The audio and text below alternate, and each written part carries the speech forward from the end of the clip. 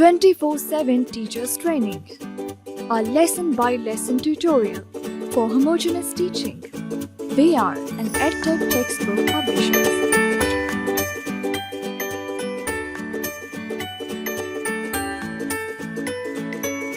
बिस्मिल्लाहिर्रहमानिर्रहीम। अस्सलाम वालेकुम मोहतरम टीचर, स्नोमैन पब्लिशर्स की जानिब से खुशामदीद। ये सेशन तीसरी जमात की उर्दू के बाब नंबर 6 पर है, जो कि एक नसरी इबारत पर मुश्तमिल है। उन्वान है हमारे इलाकाई खेल। आइए एक नज़र डालते हैं हासिलात ताल्लुम पर। सबक की तकमील के बाद तलबा इस काबिल हो जाएंगे कि नस्र को दुरुस्त तलफ़्फ़ुज़ और रवानी से पढ़ सकें। 1 से 50 तक गिनती उर्दू हिंसों और लफ्ज़ों में लिख सकें। नस्र को पढ़कर सवालात के दुरुस्त जवाबात दे सकें। मुज़क्कर और मुअन्नस में फ़र्क कर सकें। दिए गए अल्फाज को हम आवाज़ अल्फाज बना सकें।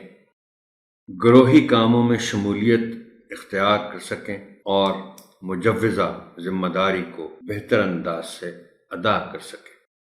मुरक्कब अल्फाज की पहचान कर सकें। बच्चों को इबारत के उन्वान तक ले जाने के लिए और उनकी किताबें खुलवाने से पहले आप एक मौजू तमहीद उठाएंगे, इबारत के उन्वान का ऐलान करेंगे और फिर किताबें खुलवाएंगे। तमहीद उठाने के लिए दर्ज झैल निकात पेश हैं, ताहम ये हर्फ आखिर नहीं है। बेहतर से बेहतर तमहीद के लिए आपकी फिक्री जुस्तजू जारी रहनी चाहिए। दर्ज झैल सवालात की मदद से तमहीद उठाएं। आपको कौन कौन से खेल खेलना पसंद है? इस सवाल के जवाब बच्चे बहुत शौक और दिलचस्पी से देंगे। जाहिर है उनके पास फौरी तौर पर देने के लिए जवाब मौजूद है। पार्क में कौन कौन से खेल खेले जाते हैं? ग्राउंड में कौन कौन से खेल खेले जाते हैं? अब कुछ खेल ऐसे भी हैं जो बच्चे पार्क में भी खेल लेते हैं और ग्राउंड में भी खेल लेते हैं। मकसद इन सवालों का ये है कि उनको पहले घर से बाहर के जो खेल हैं के मुतालिक बात करते हुए हमने घर के अंदर खेले जाने वाले खेलों की बात करनी है। अगला सवाल है कि हमारा कौमी खेल कौन सा है? ये जरूरी नहीं है कि सब बच्चे बता सकें, शायद बहुत कम बच्चे बता सकेंगे, इसलिए कि जब से हमारे कौमी खेल पर ज़वाल आया है अब तो हर जगह क्रिकेट है। अगला सवाल है कि बच्चे घर के अंदर कौन कौन से खेल खेलते हैं? ये भी बच्चे बड़े शौक से जवाब देंगे। आखिरी सवाल है, अब आपने उन्वान की तरफ जाना है कि मुल्की और इलाकाई खेलों में क्या फ़र्क है। यहाँ शायद बच्चे खामोशी का मुजाहरा करें। आपने उनको अपनी गुफ्तगू के जरिए फ़र्क समझाना है कि मुल्की खेल वो हैं जो पाकिस्तान के तमाम इलाकों में खेले जाते हैं। मिसाल के तौर पर क्रिकेट है, टेनिस है, हॉकी है।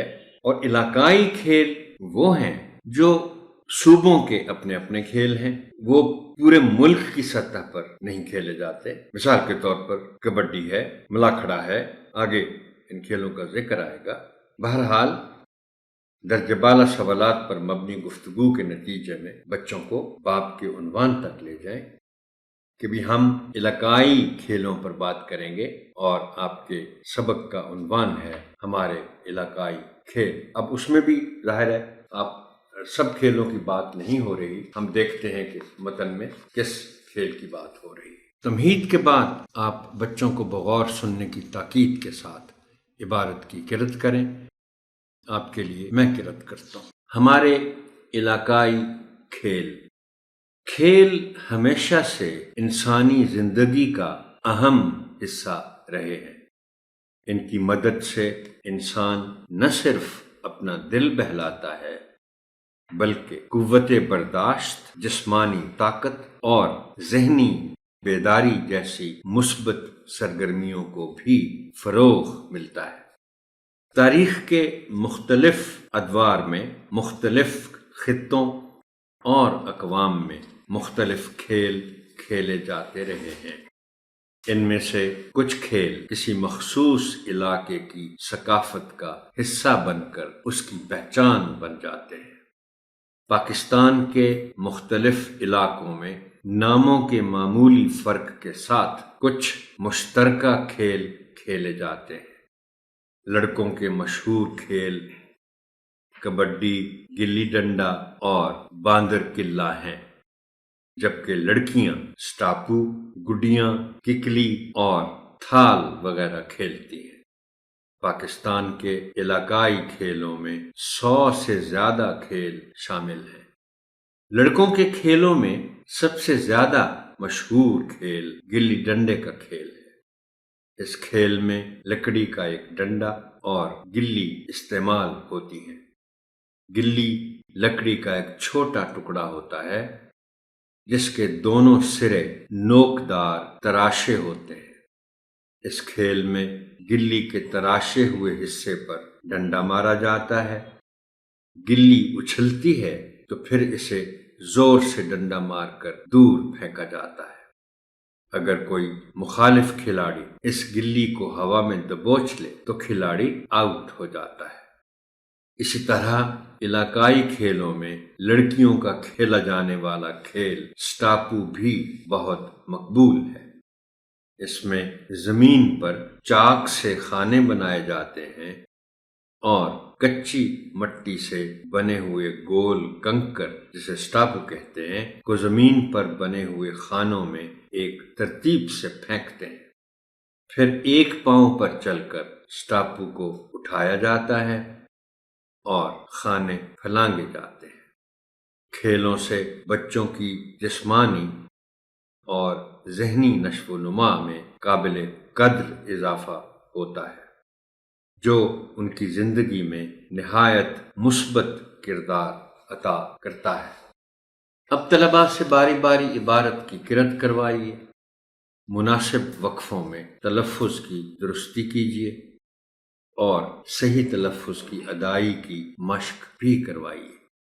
اس ضمن میں درج ذیل الفاظ آپ کی خاص توجہ چاہیں گے۔ علاقائی، محترم ٹیچر، تلفظ کے معاملے میں اعراب کا کردار سب سے زیادہ اہم ہے، لہذا ایسے الفاظ جن کے تلفظ کے بارے میں آپ کو کچھ ابہام محسوس، تو میری آپ سے یہی گزارش ہوگی کہ جب بھی آپ کو کسی لفظ کے تلفظ کے معاملے میں ابہام محسوس ہو تو فوراً آپ لغت تک رسائی کیجیے۔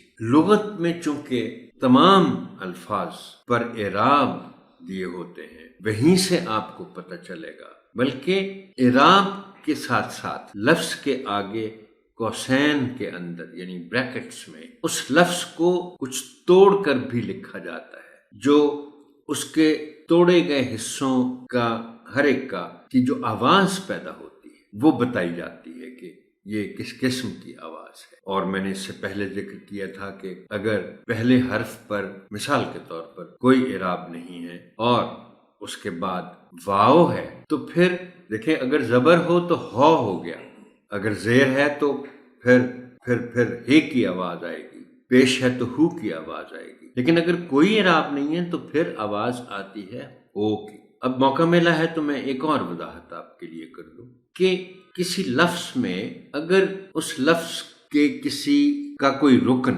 الف پر ختم ہوتا ہو تو الف سے پہلے والے حرف پر کوئی علامت نہیں ہوتی، کوئی اعراب نہیں ہوتے، آواز زبر کی آ رہی ہوتی ہے مگر زبر لکھی نہیں جاتی۔ اب یہ کیوں نہیں لکھی جاتی، یہ پلیز آپ نوٹ کر لیں کہ چونکہ اس حرف کے بعد الف ہے جو ویسے ہی اس حرف کے ساتھ مل کر آ کی آواز دیتا ہے، اس لیے الف سے پہلے والے حرف پر کوئی اعراب نہیں دیے جاتے۔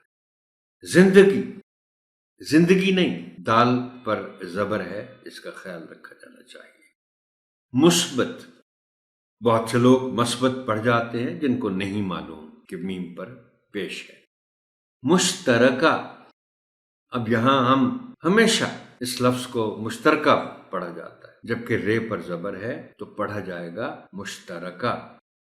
گلی ڈنڈا، بولا عام طور پر جن لوگوں کو نہیں معلوم وہ اس کو گلی پڑھتے ہیں، گلی ڈنڈا گلی ہے۔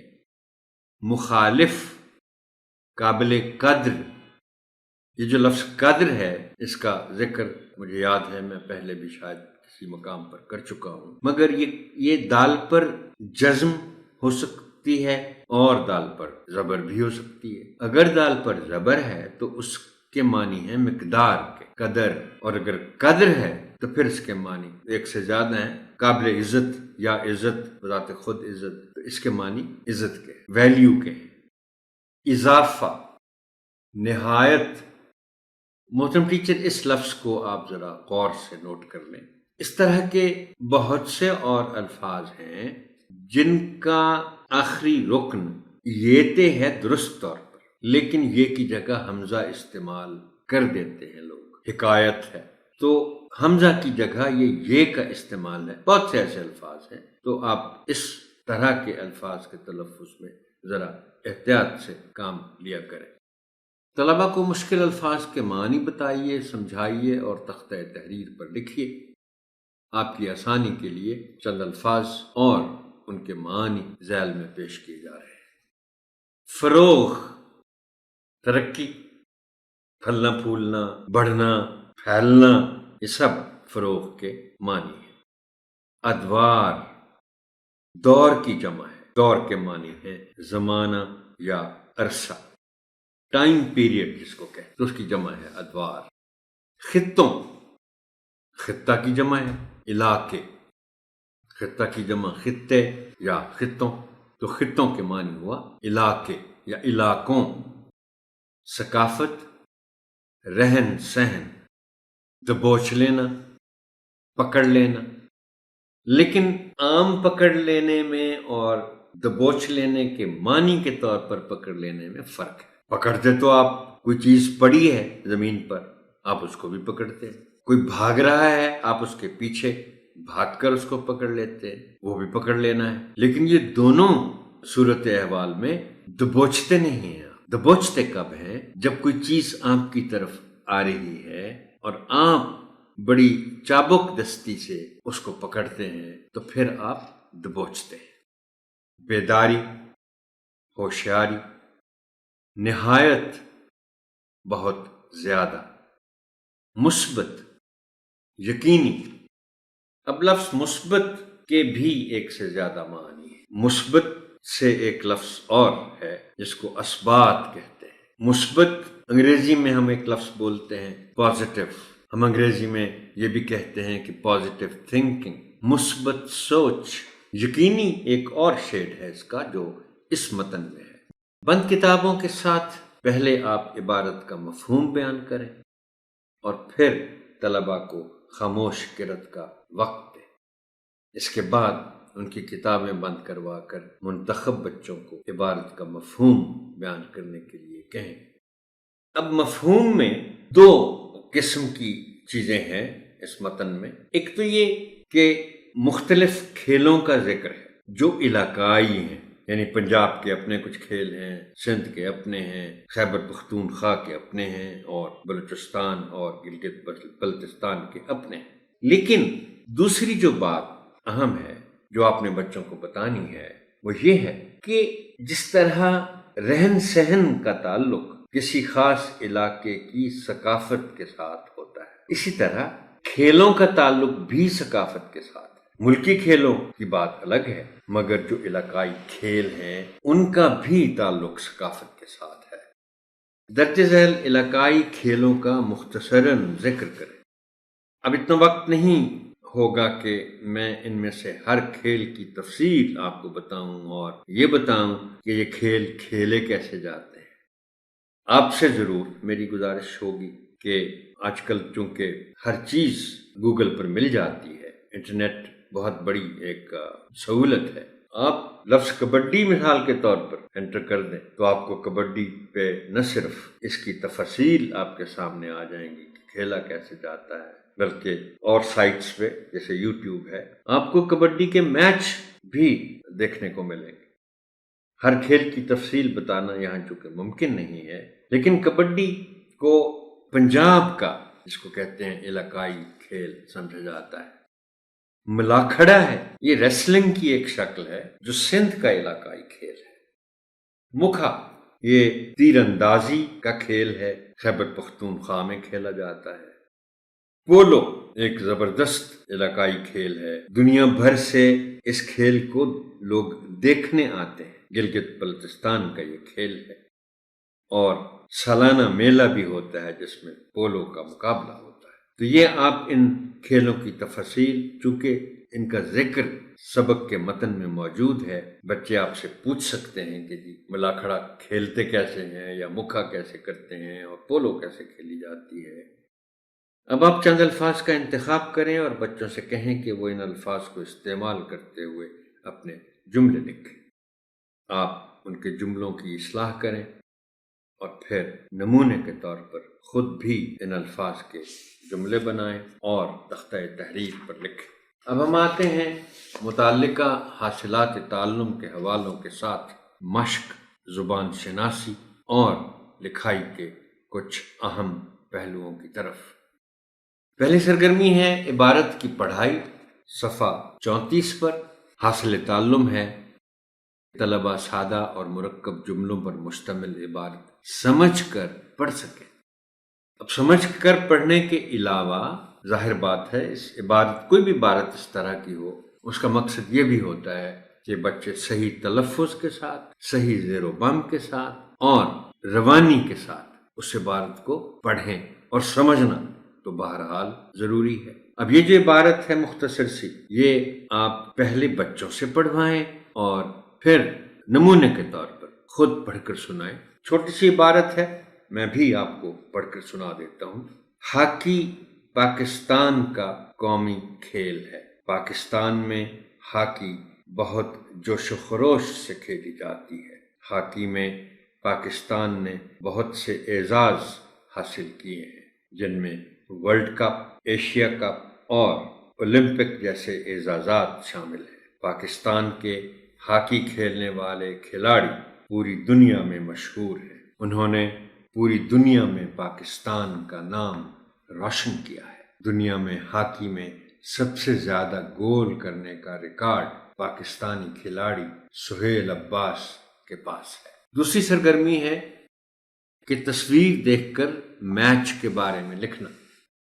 صفحہ 35 پر تخلیقی لکھائی کے تحت یہ سرگرمی ہے، جس کا حاصل تعلم ہے کہ طلبہ کوئی منظر یا منظر کی تصویر دیکھ کر کم از کم 10 جملوں پر مشتمل عبارت لکھ سکیں۔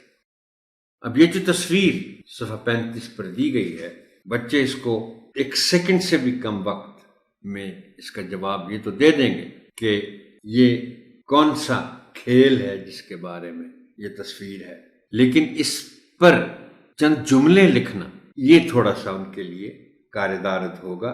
آپ کو ضرورت نہیں ہے کہ ان کو کچھ جملے بتائیں نمونے کے طور پر، ایسا نہیں ہے، لیکن بچے بہت دلچسپی لیں گے اس گفتگو میں جو آپ جملے لکھوانے سے پہلے طلبہ کے ساتھ کریں گے۔ اب دیکھیں اس میں بہت سی چیزیں نظر آ رہی ہیں کہ بھئی یہ جو بیٹر ہے، بلے باز ہے، اردو میں ظاہر ہے آپ نے لفظ استعمال کرنے ہیں، وہ اپنی شاٹ کھیل چکا ہے یا کھیلنے والا ہے، پیچھے کون ہے، وہ کس پوزیشن میں ہے۔ تو یہ پھر گفتگو جب آپ کر لیں گے بچوں کے ساتھ تو پھر ان کے لیے آسان ہو جائے گا اس پر جملے لکھنا۔ یہ سیشن یہاں تک ہی محترم ٹیچر، آپ کی سماعت کا شکریہ۔ اللہ حافظ ناصر۔